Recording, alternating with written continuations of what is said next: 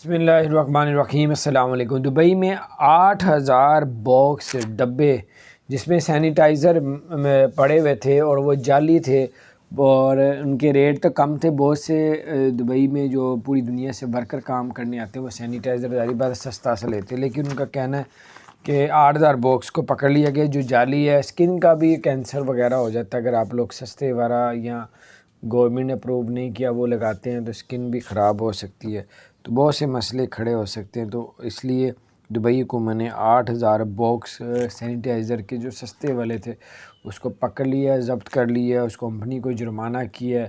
Company تو نہیں تھی، وہ خود ہی بنا کے بیچ رہے تھے۔